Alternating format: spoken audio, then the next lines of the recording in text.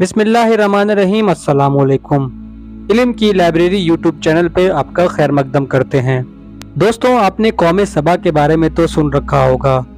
आखिर कौम सबा कौन लोग थे और इन्हें अल्लाह ताला ने किस तरह गर्क किया? कौम सबा के हवाले से अल्लाह ताला ने कुरान मजीद में क्या इरशाद फरमाया और कौम सबा के बाकी लोग इस वक्त कहाँ मौजूद हैं? अल्लाह ताला ने कुरान मजीद में कौम सबा के हवाले से एक पूरी सूरह सबा नाजिल फरमाई है और आयत नंबर 15 में इरशाद फरमाया, कौम सबा के लिए अपनी बस्तियों में कुदरत इलाही की निशानियां मौजूद थीं।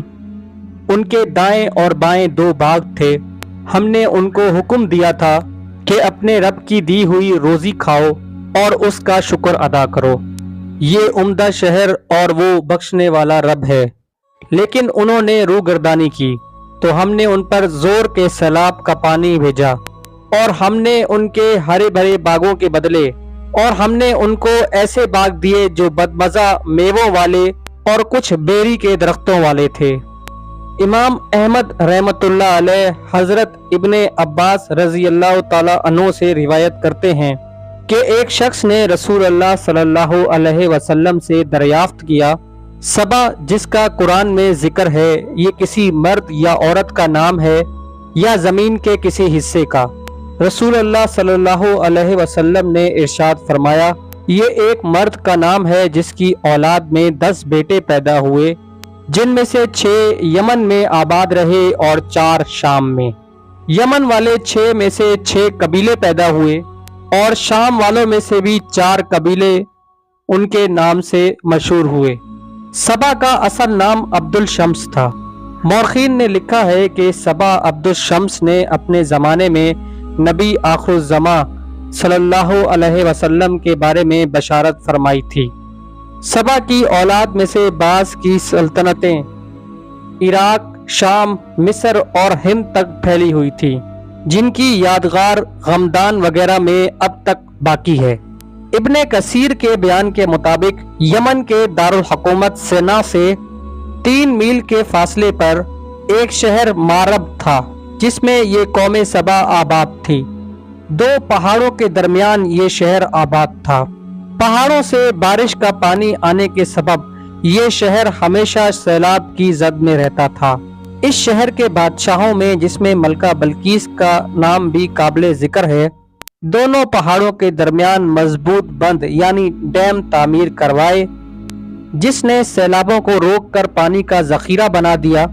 बंद के अंदर ऊपर नीचे पानी निकालने के लिए 3 दरवाजे रखे गए। पहले ऊपर का दरवाजा खोलकर उसका पानी लिया जाता, जब ऊपर का पानी खत्म हो जाता तो उससे नीचे का, और उसके बाद सबसे नीचे का दरवाजा खोला जाता, यहाँ तक कि दूसरे साल बारिशों से फिर पानी भर जाता था। बंद के नीचे एक बहुत बड़ा तालाब था, जिसमें से 12 नहरें निकालकर शहर के मुख्तलिफ अतराफ में पहुंचाई गईं। ये शहर जरूरतों में हमेशा सबसे आगे रहा और हमेशा सरसब्ज़ो शादाब रहा। शहर के दाएं बाएं जो पहाड़ थे, उनके किनारों पर बागात थे, जिनमें पानी की नहरें जारी थी। उनमें हर तरह के दरख्त और हर तरह के फल बकसरत पैदा होते थे। इमाम कत्तादा रहमतुल्लाह अलैह के बयान के मुताबिक उन बागात में अगर एक औरत सर पर टोकरी लेकर चलती और दरख्तों से फल तोड़ती तो थोड़ी देर के बाद ही वो टोकरी भर जाती।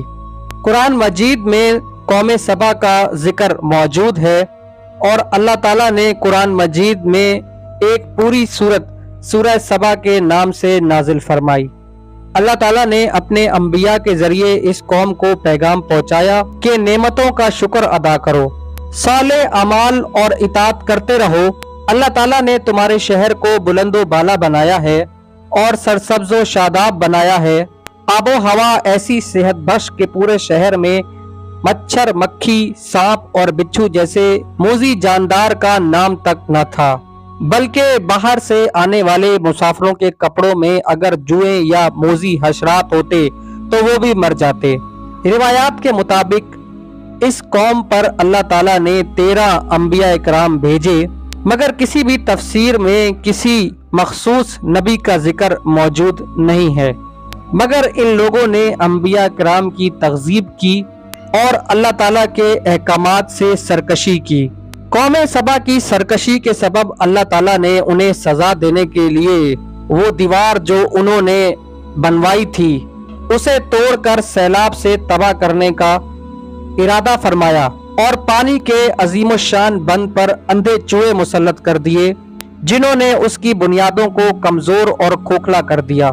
जब बारिश और सैलाब का पानी आया तो पानी के दबाव ने उसकी कमजोर बुनियादों को तोड़कर उनके ऊपर सैलाब मुसल्लत कर दिया और बिल आखिर उस बंद के पीछे जमा शुदा पानी पूरी वादी में फैल गया। तमाम मकानात मुनहदिम और दरख्त तबाह हो गए। पहाड़ों के दरमियान जो बागात थे उनका पानी भी खुश्क हो गया। मौरखीन लिखते हैं कि चूहों को देखते ही वो लोग दूसरी जगह मुंतकिल हुए। कुछ सैलाब के शुरू में चले गए। 6 कबीले उनके यमन में फैले और 4 कबीले शाम में। मदीना मुनव्वरा की आबादी भी उन्हीं कबाइल से शुरू हुई और बहुत से लोग सैलाब से बचकर भागे और मुख्तलिफ शहरों को जाकर आबाद किया। उनके बागात भी मुकम्मल तबाह कर दिए गए। उन बागात की जगह ऐसे दरख्त उगाए जिनके फल बदमजा और खराब थे। इब्ने कसीर ने कौम सबा के हवाले से एक काहिन का किस्सा भी लिखा है। सैलाब का अजाब आने से पहले एक काहिन को उसका इल्म हो गया था। उसने अजीब तदबीर से अपनी जमीन और जायदाद वगैरह फरोख्त की, फिर कौम को आने वाले अजाब से बाखबर किया और कहा कि फौरन यहाँ से निकल जाओ। उसने ये भी कहा कि अगर बहुत दूर महफूज मकाम पर जाना है तो ओमान चले जाओ। जो ऐसी सवारियां चाहें जो कीचड़ में चलने के काम आए और कहत के जमाने में काम आ सकें, वो मदीना मुनव्वरा चले जाएं, जिसमें खजूर कसरत से है। जो शराब, खमीरी रोटी और फल चाहें वो बसरा चले जाएं। कौम ने उसके मशवरे पर अमल किया। कबीला आजर के लोग ओमान चले गए, गस्सान बसरा की तरफ, औस और खजरज और बनु गस्सान यसरब की तरफ, बतन मुर्रा के मकाम पर। इस तरह ये कौम टुकड़े टुकड़े हो गई, मगर कुछ लोग जो बच गए उनको अल्लाह ताला ने अजाब के शक्ल में बर्बाद कर दिया। कौम सबा के उरूजो जवाल के जिक्र में बड़ी निशानी और इबरत है। दोस्तों, उम्मीद है कि हमारी आज की वीडियो आपको पसंद आई होगी। मजीद इस जैसी इल्मी वीडियोस देखने के लिए कर लें हमारा यूट्यूब चैनल इल्म की लाइब्रेरी सब्सक्राइब और साथ मौजूद बेल आइकन को प्रेस करें ताकि रहते रहें बाखबर आप हमारी हर नई आने वाली वीडियो से।